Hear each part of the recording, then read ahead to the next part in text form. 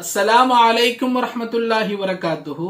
மரணித்தவர்களை கனவில் காண்பதினுடைய 14 விளக்கங்களை இன்ஷா அல்லாஹ் என்று நாம் பார்க்க இருக்கிறோம். இதுல முதல் 2 உங்களுக்கு பொதுவானதாக கூறப்படும், 3 - 14 வரை குறிப்பானதாக இருக்கும். முதலாவதாக சில சமயங்களில் துவா, சதகா மற்றும் நல்ல அமல்களின் பக்கம் ஞாபகமூட்டுவதற்காக இவ்வாறான கனவுகள் வரும். இரண்டாவதாக கடந்த காலத்தினுடைய சிந்தனை, சூழ்நிலைகளில் மாற்றம் ஏற்படுவது அல்லது தன்னுடைய ஒரு கடமையின் பக்கமாக அவரை நினைவூட்டுவதற்காக வேண்டியும் இறந்தவர்கள் கனவில் தோன்றுவார்கள். மூன்றாவதாக நிம்மதி, பாவத்திலிருந்து தூரமாகுவது, அல்லாஹுவினுடைய சிந்தனையின் பக்கமாக நகர்வது ஆகியவைகளுக்காக வேண்டியும் இறந்தவர்கள் கனவில் தோன்றுவார்கள். இப்பொழுது 4 குறிப்பிடத்தக்க கனவினுடைய விளக்கங்கள் உங்களுக்கு வர ஆரம்பிக்கும். 4வதாக ஒருவர் இறந்தவர்களை உயிருடன் இருப்பவர்களாக கனவில் பார்க்கிறார். கனவுல அவருக்கு இறந்தவர்கள் உயிரோடு இருக்கிறதாகவே கனவுல படும். மேலும் அவருக்கு உயிரோடையே அவங்க இருக்கிற மாதிரியே நான் பார்த்தேன் அப்படின்னு காலையில் இருந்துச்சு அவர் சொல்லுவார். அந்த மாதிரி இருக்கும் அந்த கனவு. அப்ப அவர் வெட்கமுள்ளவராக அவர் இருக்கிறார் என்பதனுடைய அடையாளமாகும். அவ்வாறு அவர் நோயாளியாக இருந்தால் அந்த நோயிலிருந்து அவர் சுகம் பெற்று விடுவார் என்பதனுடைய அடையாளமாகும். 5வதாக ஒருவர் தனது இறந்துவிட்ட தந்தையை கனவில் காண்கிறார். அவருடைய தந்தை மறுமையில் நலவாக இருக்கிறார், மகிழ்ச்சியாக இருக்கிறார், நல்ல ஆடை உடுத்தி இருக்கிறார். இப்படியாக கனவுல பார்க்கிறார். அவர் மகிழ்ச்சியா இருக்கிற மாதிரியும் நல்ல ஆடை உடுத்தி இருக்கும்படியாகவும் கனவில் கண்டால் இவருக்கு அல்லாஹ் செல்வத்தையும் உயர்வையும் தர இருக்கிறான் என்பதனுடைய அடையாளமாகும். மேலும் அவருடைய தந்தையும் மறுமையில் சிறப்பாக இருக்கிறார், அல்லாஹ்வினுடைய மன்னிப்பை பெற்றிருக்கிறார் என்பதனுடைய அடையாளமாகும். 6வதாக ஒருவர் இறந்து விட்டவர் உயிர் பெற்று எழுவதாக கனவு பார்க்கிறார்.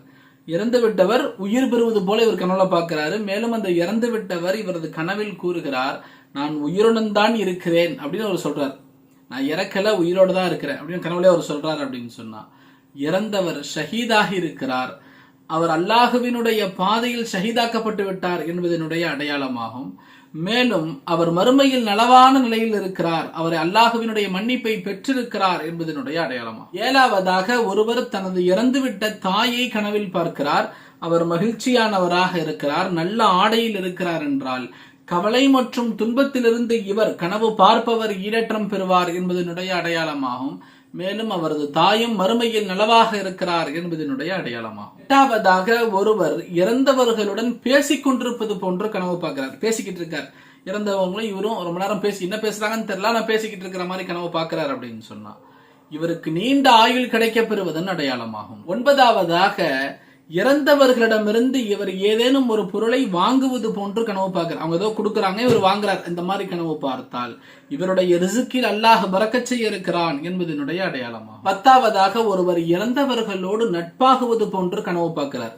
இறந்தவர்களோடு இவர் நட்பாகிறார் கனவு பார்க்கிறார் சொன்னா இவர் ஒரு பயணத்திற்கு செல்ல இருக்கிறார்.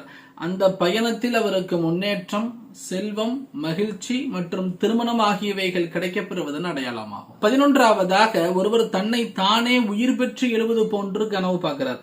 அவர் கனவுல இறந்த மாதிரி இருந்து டக்குன்னு என்ன செஞ்சாரு, அவரு உயிர் பெற்று எழுகிறார். கனவுல பார்க்கிறாரு, அவருக்கு உயிர் வந்து எழுதுற மாதிரி கனவு பார்க்கிறார். அப்படின்னு சொன்னா அவருடைய நிலை நலவாக இருக்கிறது, நல்ல நிலைக்கு அவர் ஆளாக இருக்கிறார், நிலைகள் நல்ல நிலையாக மாற இருக்கிறது என்பதனுடைய அடையாளமாகும். 12வதாக கனவில் இறந்தவரை அழகாக பார்ப்பாரையானால், இறந்தவர்னு ஒரு கனவுல தெரியும், அவர் அழகானவராக பார்க்கிறார். இறந்தவரை அழகானவராக இவர் பார்க்கிறார். அவர் அறிமுகமற்றவராக இருப்பாரையானால் கவலை மற்றும் துன்பத்தின் அடையாளமாகும். அவ்வாறு அவர் அறிமுகமானவராக இருப்பாரையானால் அந்த இறந்தவரை அழகானவராக இவர் யாரை பார்க்கிறாரோ அவருக்கு ஏற்கனவே தெரியும் அறிமுகமானவர் அப்படின்னு சொன்னா அப்பொழுது அது கண்ணியத்தின் அடையாளமாகும், செல்வச் செழிப்பின் அடையாளமாகும், நல்விதியின் அடையாளமாகும், வருங்காலம் உயர்வாகுவதன் அடையாளமாகும். மேலும் அவருடைய அந்தஸ்து உயர இருக்கிறது என்பதனுடைய அடையாளமாகும். 13வதாக ஒரு இறந்தவர் அவரை பின்பற்றி இவர் நடக்கிறார். கனவுல இவருக்கு தெரியும் அவர் இறந்துட்டவர், அவரை பின்பற்றி இவர் நடப்பது போன்று இவர் கனவு பார்த்தால் அப்பொழுது அதனுடைய விளக்கம் அந்த இறந்தவரை பொறுத்தாகிவிடும். அவ்வாறு அந்த இறந்தவர் நல்லவராக இருப்பாரையானால் அவரை பின்பற்றி இவரும் அவருடைய வழியில் நடந்து நல்லவராகி விடுவார் என்பதனுடைய விளக்கமாகும். அவ்வாறு அந்த இறந்தவர் தவறானவராக இருப்பாரையானால் இவரும் அவருடைய பாதையை பின்பற்றி தவறான பாதைக்கு சென்று தீயவராகி விடுவார் என்பதனுடைய அடையாளமாகும். 14வதாக இறந்தவர் இவரிடத்தில் ஏதேனும் கேட்பது போன்று கனவு பார்க்கிறார். அது யாசகம் கேட்கிறாரு அல்லது ஏதாவது ஒரு பொருளை கேட்கிறாரு கொடுங்க அப்படின்னு சொல்லி கேட்டு கை நீட்டி பார்க்கிறாருன்னு சொன்னா, அப்பொழுது அந்த இறந்தவருக்கு நன்மையினுடைய தேவை இருக்கிறது என்பதனுடைய அடையாளமாகும். அவருக்காக இவர் குர்ஆன் ஓதி எத்தி வைக்கலாம், ஈசால் சவாபு செய்யலாம், சதகா செய்யலாம்.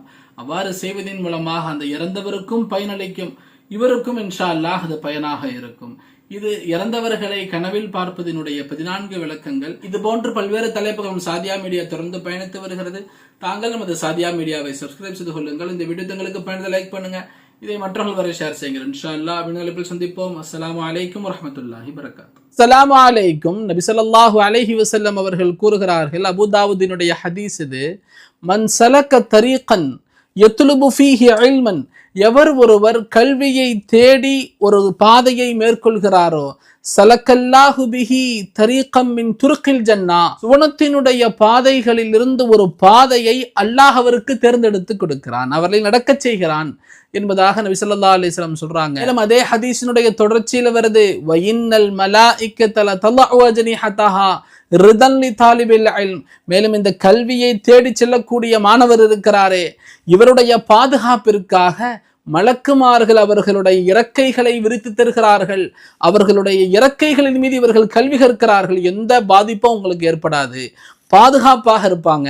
அவர்களுடைய ஒழுக்கத்துல எந்த பிரச்சனையும் வராது. அவர்களுடைய வாலிப காலம், குறிப்பாக 15 to 21 வயது, இந்த வயதில் அவர் பாதை தவறிவிட மாட்டார்.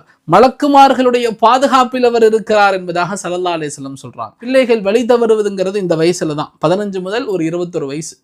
இதுக்கு உள்ள அவங்களுக்கு என்னென்னலாம் அவங்களுக்கு பழக்கம் வருதோ அது வாழ்நாள் பழக்கம் இல்லைங்களா? அப்ப அந்த காலத்துல அவங்க மதரசாவில் இருக்காங்க, அவங்க தீனுடைய கல்வியை கற்றுக்கொள்றாங்க, அவங்க குர்ஆனை ஹிஃப்து செய்றாங்க அப்படின்னு சொன்னா அது அவர்களுடைய வாழ்நாள் முழுக்க அந்த பழக்கங்கள், எந்த கெட்ட பழக்கங்களும், எந்த மது போன்ற பழக்கங்கள், பீடி சிகரெட் போன்ற பழக்கங்கள் எல்லாம் இல்லாத ஒரு மனிதராக அவர் வெளிவந்துடுறார்.